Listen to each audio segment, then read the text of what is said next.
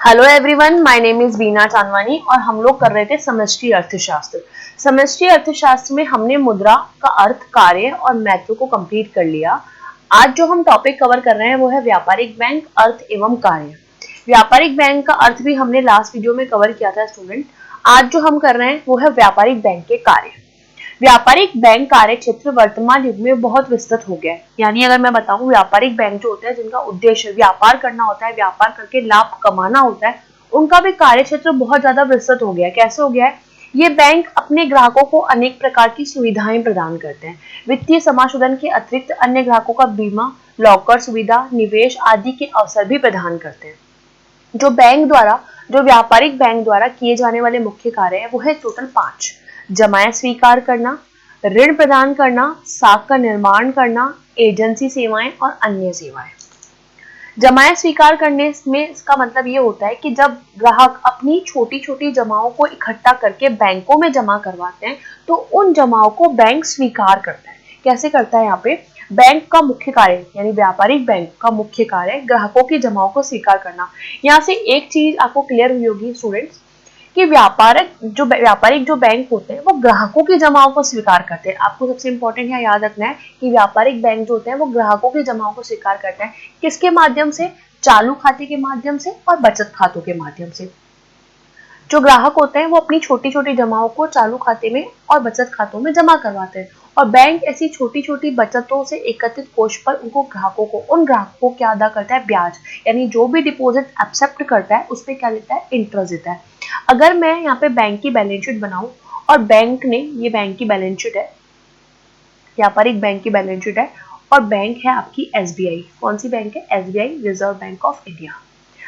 Reserve bank of India में अगर आपने अपना डिपॉजिट करवाया, सपोज किसी कस्टमर की बात करें, कस्टमर ए है और कस्टमर ने यहाँ पे डिपॉजिट करवाया, बैंक की बैलेंस शीट, ये लोन साइड या लायबिलिटी साइड, ये असेट साइड, यानी ये हमारे हो गए दायित्व और ये हो गई हमारी संपत्तियां।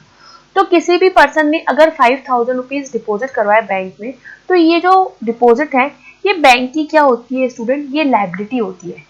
क्यों लायबिलिटी होती है? क्योंकि कभी ना कभी ये बैंक को वापस लौटानी होगी आपको, क्योंकि आपने जमा करवाए और आप अपनी डिमांड के अकॉर्डिंग, आप अपनी मांग के अकॉर्डिंग कभी भी इसे बैंकों से मांग सकते हैं। तो ये बैंकों के लिए क्या होती है? ये बैंकों के लिए एक दायित्व होती है जो बैंकों के पास रखा होता है। तो बैंकों की लायबिलिटी साइड में डिपॉजिट शो होता है। तो बैंक क्या करता है? इन डिपॉजिट्स पे आपको इंटरेस्ट पे करते हैं। क्या पे करते हैं? इंटरेस्ट, यानी ब्याज अदा करते हैं। अब बैंक जो होते हैं बचत खाता, चालू खाता, अवधि जमाएं और मांग जमाएं, इन चारों खातों के माध्यम से ग्राहकों की जमाओं को स्वीकार करते हैं। सबसे पहले हम बात करते हैं बचत खाते की। इस प्रकार के खाते छोटे बचतकर्ता व नौकरी पेशा लोग खुलवाते हैं। आपको याद रखना है कि बैंक में जो बचत खाता खुलवाते हैं वो कौन खुलवाते हैं? यानी छोटे छोटे बचतकर्ता जैसे हम लोग और नौकरी पेशा लोग, जो लोग सर्विस लाइन में होते हैं, वो इसको खुलवाते हैं।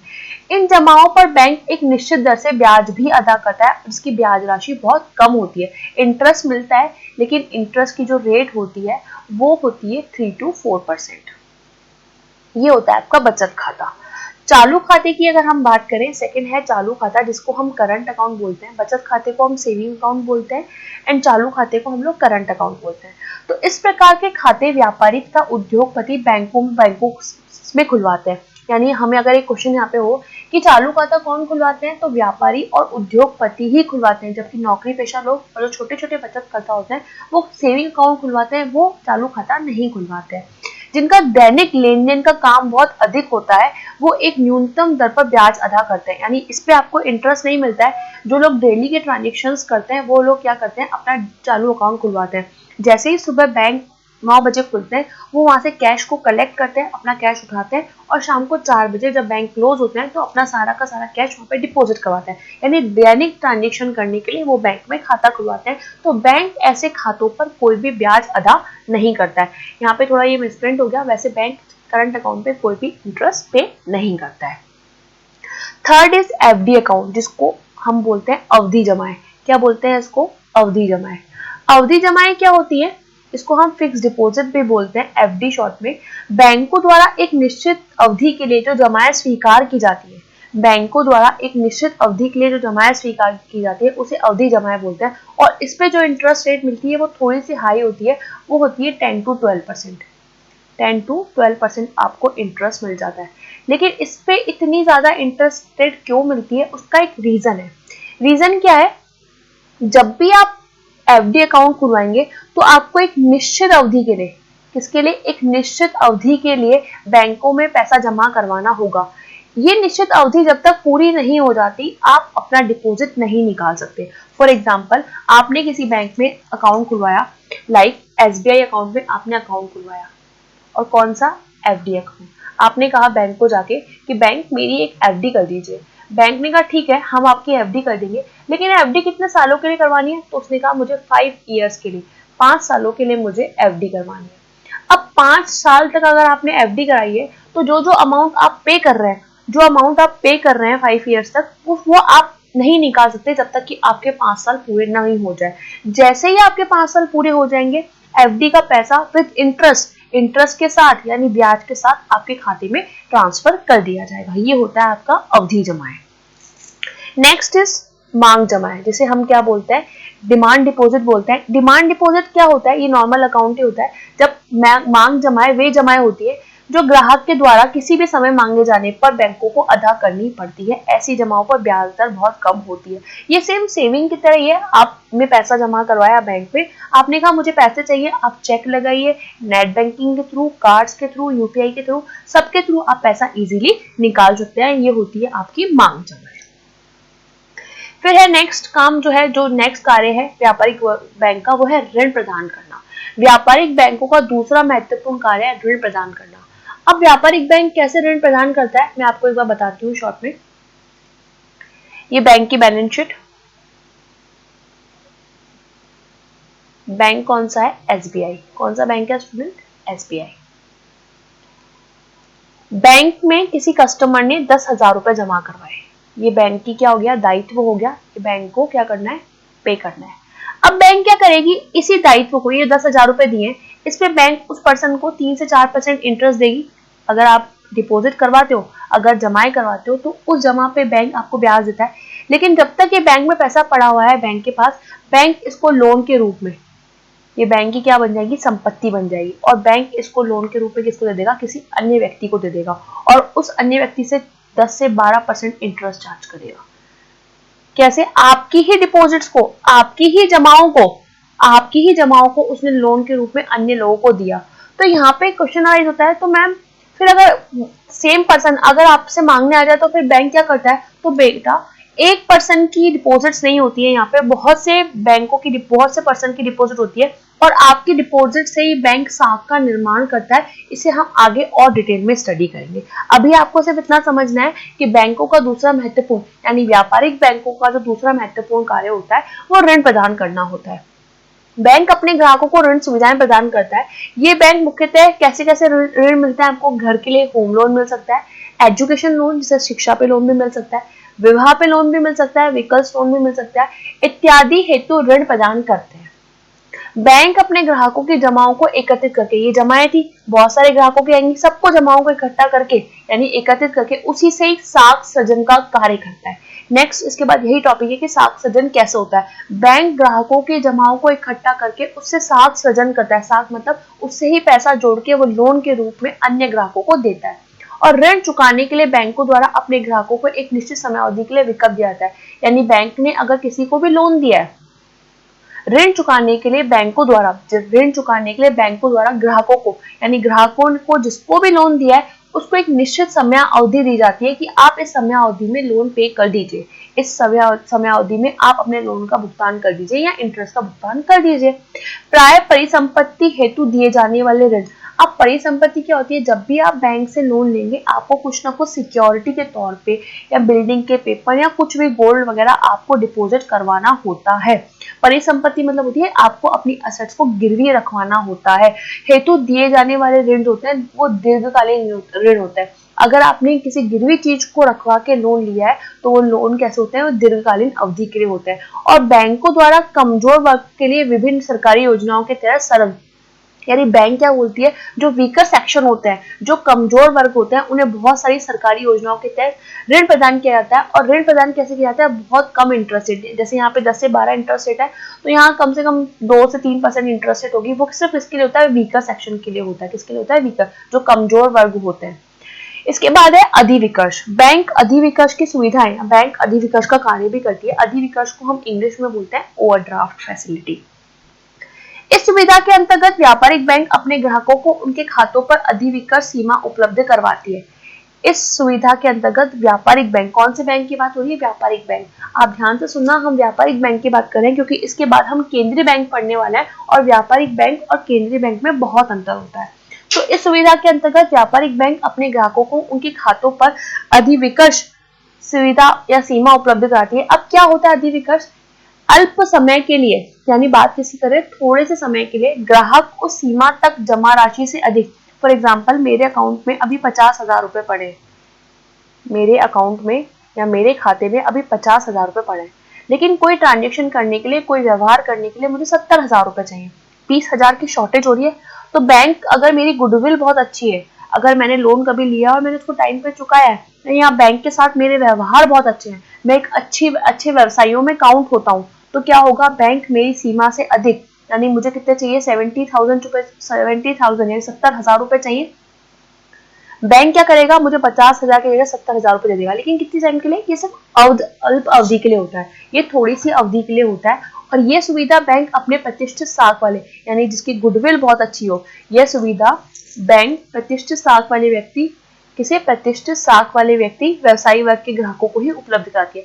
जिन व्यवसायियों की गुडविल साख बहुत अच्छी होती है, जो लोग ऋण बहुत जल्दी पे कर सकते हैं, अधिविकर्ष की सुविधा भी उन्हीं व्यक्तियों को प्रोवाइड करवाई जाती है। तो बैंक के हमने दो कार्य देखे, जमाएं स्वीकार करना और दूसरा ऋण प्रदान करना। बैंक अपने ग्राहकों को एक निश्चित समय अवधि पर लोन प्रोवाइड करती है और उनको बोलती है कि आप निश्चित समय अवधि में आप इस लोन को चुका दीजिए। नेक्स्ट है साख निर्माण।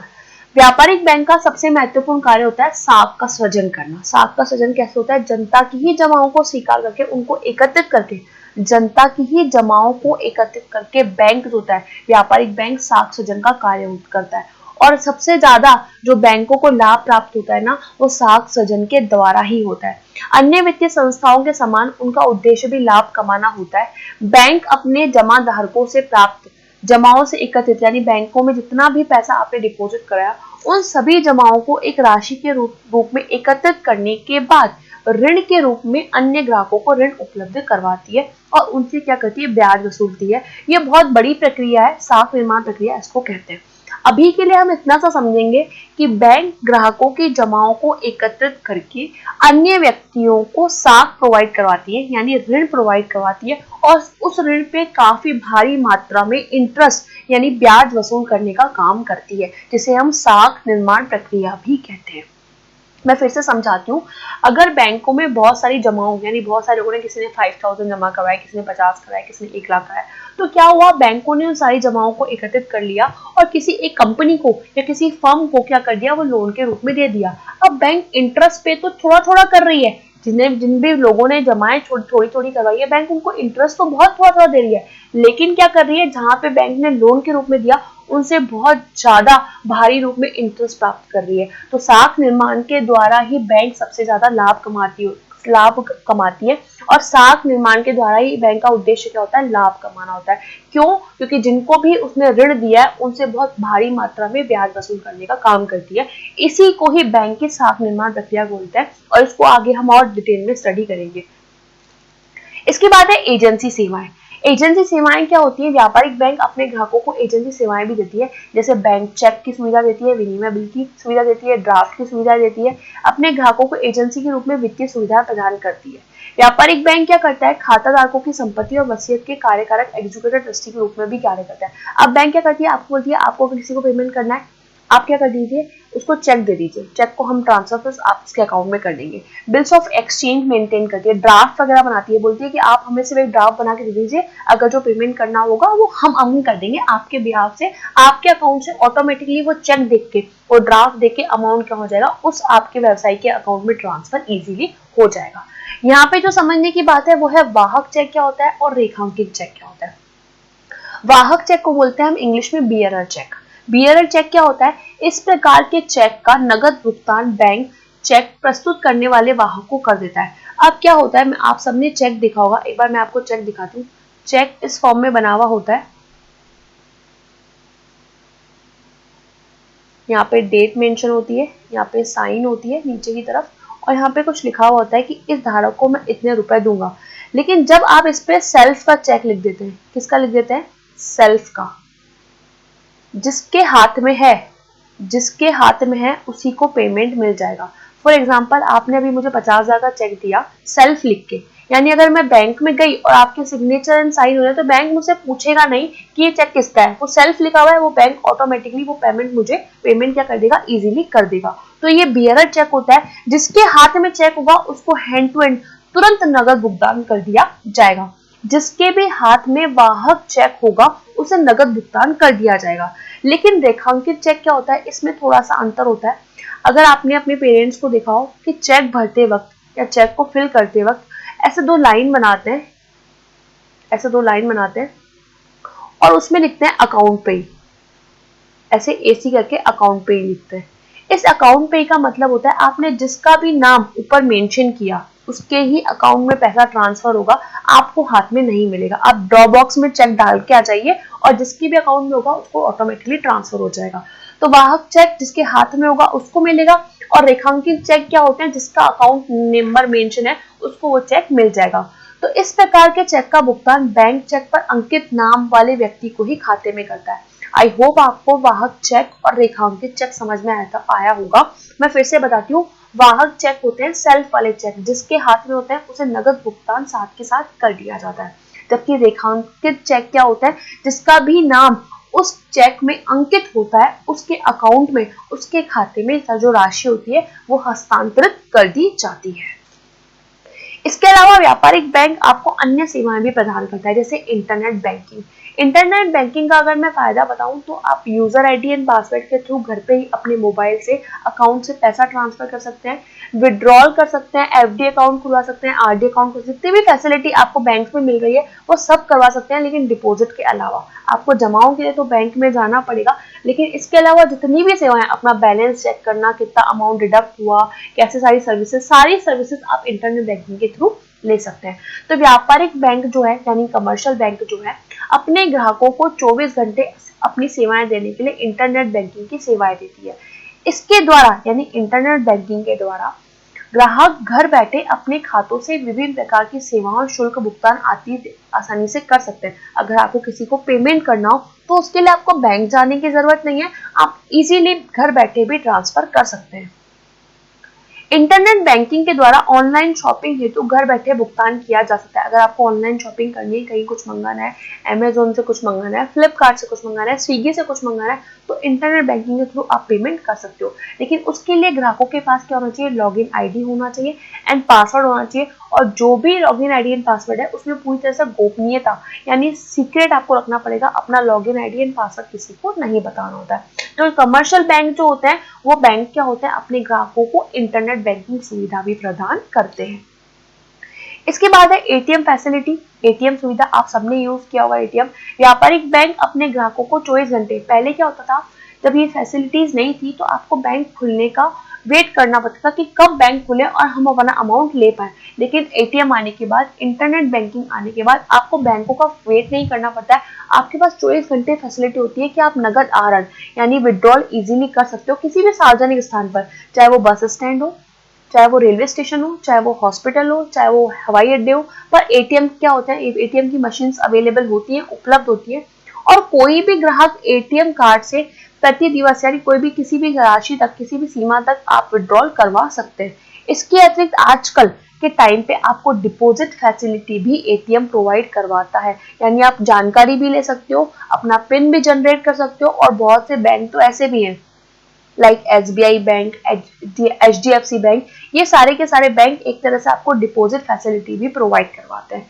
एटीएम की फुल फॉर्म है ऑटोमेटेड टेलर मशीन। एटीएम की फुल फॉर्म क्या है? Automated teller machine. ये पूर्णतः कंप्यूटरीकृत मशीन होती है जो बैंक के सर्वर से जुड़ी हुई होती है। ये पूरी कंप्यूटरीकृत मशीन होती है। आप इसको इंस्ट्रक्शंस देते रहते हो, निर्देश देते रहते हो, और ये आपके निर्देश को फॉलो करते हुए आपको एक राशि प्रोवाइड करवाती है। तो ये कौन सी सुविधा है? ये एटीएम सुविधा। इसके बाद है मोबाइल बैंकिंग। वर्तमान युग में सारे ही लोग स्मार्टफोन का यूज कर रहे हैं, चाहे वो एंड्रॉइड हो चाहे वो आईफोन हो। बढ़ने से व्यापारिक बैंक अपने ग्राहकों को मोबाइल ऐप के द्वारा, आपने बहुत सारे SBI बैंक का सुना होगा, यूनो बैंक, यूनो ऐप होता है, HDFC का अकाउंट है, HDFC का भी ऐप है, HDFC के नाम से। सेंट्रल बैंक का भी होगा। सब बैंक क्या होता है? एक ऐप प्रोवाइड करवाते हैं। उस ऐप के थ्रू आप ट्रांजेक्शन कर सकते हैं। तो वर्तमान युग में स्मार्टफोन सब लोग यूज कर रहे हैं, तो व्यापारिक बैंक अपने ग्राहकों को मोबाइल ऐप के माध्यम से भी बैंकिंग सुविधाएं प्रदान करता है। आपको क्या करना है? ग्राहक अपने बैंक संबंधित जो भी ऐप होगा उसको गूगल प्ले स्टोर से डाउनलोड करेंगे और अपनी सारी बैंकिंग सुविधाओं का लाभ उठा सकते हैं। लेकिन उसके लिए भी आपको क्या चाहिए? यूजर आईडी एंड पासवर्ड चाहिए, और ये यूजर आईडी और पासवर्ड के थ्रू आप किसी को भी इजीली ट्रांसफर कर सकते हैं एंड पेमेंट कर सकते हैं। और हाँ, ये यूजर आईडी एंड पासवर्ड जो है इसमें आपको गोपनीयता बना के रखनी होती है। इसके बाद है लॉकर सुविधा। व्यापारिक बैंक निश्चित शुल्क पर अपने ग्राहकों को कीमती सामान सुरक्षित रखने के लिए अपने बैंक को लॉकर सुविधा भी प्रदान करता है। ताकि क्या होता है कि घर में चोरी का डर रहता है, खो जाने का डर रहता है, तो कहीं ना कहीं बैंक अपने ग्राहकों को लॉकर सुविधा भी प्रदान करता है, ताकि जो कीमती जेवरात होते हैं, जो कागजात होते हैं, जो कानूनी दस्तावेज होते हैं, वो सभी ग्राहक सुरक्षित रूप से बैंकों में रख पाए। इस सुविधा के लिए बैंक क्या करता है? एक शुल्क मांगता है कस्टमर से। वो बोलता है कि आपको एक शुल्क पे करना पड़ेगा अगर आपको लॉकर फैसिलिटी चाहिए। तो जैसे आप बैंक में जाएंगे, आपको जाते ही एक रजिस्टर में साइन करना पड़ता है, बैंक का एक एम्प्लॉय आपसे साइन करवाता है, आपका वेरिफिकेशन होता है, फिर आपको अंदर लॉकर में ले जाया जाता है। जो भी आपको वहाँ पे करना होता है, उसके बाद आप बाहर आते हो, आप बताते हो कि इतनी चीजें अंदर पड़ी हुई है, साइन करते हो और बाहर आ जाते हो। तो इससे क्या होता है? बैंक क्या करता है? बैंक में आपकी जो चीजें होती है वो सुरक्षित रखी होती है। तो व्यापारिक बैंक निश्चित शुल्क पर अपने ग्राहकों को कीमती सामान को सुरक्षित रखने के लिए अपने बैंक को लॉकर सुविधा प्रदान करता है, अपने ग्राहकों को लॉकर सुविधा प्रदान करता है। इसमें लोग अपनी कीमती जेवरात, जमीन के कागजात व कानूनी दस्तावेज आदि सुरक्षित रखते हैं। तो ये कौन सी फैसिलिटी होती है? ये लॉकर सुविधा होती है। इसके बाद है credit card facility. Credit card facility और डेबिट कार्ड दो होते हैं, एक तो डेबिट कार्ड होता है, एक क्रेडिट कार्ड होता है। दोनों में इतना सा डिफरेंस है कि डेबिट कार्ड से ट्रांजैक्शन तभी कर सकते हो जब आपके खाते में पैसे हो। डेबिट कार्ड से आप पैसे तभी निकाल सकते हो जब आपके खाते में वो राशि होनी चाहिए, लेकिन क्रेडिट कार्ड फैसिलिटी के थ्रू आपके खातों में राशि होना जरूरी नहीं है। तो व्यापारिक बैंक अपने ग्राहकों को क्रेडिट कार्ड के माध्यम से भी बैंकिंग सुविधाएं प्रदान करते हैं। इसके अंतर्गत व्यापारिक बैंक अपने ग्राहकों को उनके खातों पर एक निश्चित साख सीमा तक कार्ड द्वारा भुगतान, यानी लिमिट बता दी। जैसे मैं बताऊं, मेरे क्रेडिट कार्ड की लिमिट है 40,000 रुपीज। अब मेरे अकाउंट में 40,000 रुपीज नहीं है, लेकिन मेरे कार्ड में 40,000 रुपीज है। अगर मैं चाहूँ तो 40,000 रुपीज का ट्रांजेक्शन कर सकती हूँ, लेकिन इसके लिए बैंक मुझे कुछ दिन देती है। अलग अलग बैंक की कंडीशन अलग अलग होती है। यहाँ पे मैं HDFC बैंक का बताती हूँ, वो आपको 52 डेज देती है। अगर आपको 52 डेज में अगर आपने पेमेंट नहीं किया तो आपको बहुत ज्यादा भारी रेट में इंटरेस्ट पे करना पड़ जाता है। तो एक निश्चित राशि से साख क्यों है? क्योंकि बैंक आपको लोन ही तो दे रही है, आपके खाते में पैसे नहीं है, आपके अकाउंट में मनी नहीं है, लेकिन आप 40,000 का ट्रांजेक्शन कर सकते हो। इट मीन्स क्या हुआ? बैंक आपको एक साख सुविधा प्रदान कर रही है। और क्रेडिट कार्ड के माध्यम से आप कहीं भी ट्रांजेक्शन कर सकते हो, लेकिन ये जो आपको लोन प्रोवाइड करवाती है, जो साख प्रोवाइड करवाती है बैंक, ये सिर्फ अल्पकालीन अवधि के लिए, कुछ टाइम के लिए होता है। अगर आपने अल्पकालीन अवधि तक पेमेंट नहीं किया तो आपको इंटरेस्ट पे करना पड़ेगा, और इंटरेस्ट की रेट क्या होती है? वो डे बाय डे इंक्रीज होती रहती है। इसके बाद है, ये सारे के सारे आपके बैंक के व्यापारिक बैंकों के कार्य थे। कौन कौन से व्यापारिक बैंकों के कार्य थे? जमायत स्वीकार करना। जमायत स्वीकार करना, जनता की छोटी छोटी जमाओं को स्वीकार करना। किसके थ्रू? बचत खाते के थ्रू, चालू खाते के थ्रू, अवधि जमाओं के थ्रू और मांग जमाओं के थ्रू। इसके बाद है ऋण प्रदान करना। बैंक जो बहुत सारे ऋण प्रदान करता है और उसको वो बोलता है कि जो ऋण है आपको निश्चित समय अवधि में फिर से आपको भुगतान करना पड़ेगा, और इस ऋण पर बैंक क्या करता है? एक ब्याज राशि ग्राहकों से वसूल करता है। अधिविकर्ष भी सुविधा देता है। अधिविकर्ष क्या होता है? खाते से ज्यादा, जितना अमाउंट आपके खाते में है उससे ज्यादा राशि भी आप निकाल सकते हो, लेकिन इसमें आपकी जो प्रतिष्ठित साख वाले व्यक्ति है, जो व्यापारी होते हैं, जिनकी गुडविल बहुत अच्छी होती है, वही सिर्फ अमाउंट निकला सकते हैं। उसके बाद है साख निर्माण। व्यापारिक बैंक का जो मुख्य कार्य होता है वो साख निर्माण होता है। साख निर्माण के द्वारा ही बैंक क्या करता है, सबसे ज्यादा लाभ प्राप्त करता है अपने ग्राहकों से, और साख निर्माण के थ्रू बैंक छोटी छोटी जमाओं को एकत्रित करके अन्य व्यक्ति को, कंपनी को, फर्म को लोन प्रोवाइड कराता है, यानी साख देता है। इसी को साख निर्माण प्रक्रिया भी कहते हैं। एजेंसी सर्विसेज में बैंक चेक की, विनिमय ड्राफ्ट वगैरह की फैसिलिटी प्रोवाइड करता है। वाहक चेक और रेखांकित चेक हम लोगों ने देखा। वाहक चेक वो होता है जिसका आपको नगद भुगतान उसके सामने ही जिसको प्रस्तुत कर रहा है उसी को देना होता है। जबकि रेखांकित चेक में क्या होता है, रेखांकित चेक में हमें जिसका नाम उसमें मेंशन होता है, जिसका नाम और अकाउंट नंबर उस चेक में मेंशन होता है, आप उसी को ही पेमेंट करेंगे। अन्य सेवाओं में बैंक आपको इंटरनेट बैंकिंग फैसिलिटी देता है, एटीएम की इंटरनेट बैंक सुविधा देता है, एटीएम की सुविधा प्रदान करता है, मोबाइल बैंकिंग की सुविधा प्रदान करता है, लॉकर की सुविधा प्रदान करता है एंड क्रेडिट कार्ड की फैसिलिटी प्रोवाइड करता है। तो आज जो हमने इस वीडियो में कवर किया वो था व्यापारिक बैंक के कार्य। ये सारे के सारे कार्य किसके, व्यापारिक बैंक के, यानी व्यापारिक बैंक जो होते हैं वो आपके एसबीआई बैंक में एसबीआई वगैरह जो बैंक है आपके व्यापारिक बैंक है, और इनका उद्देश्य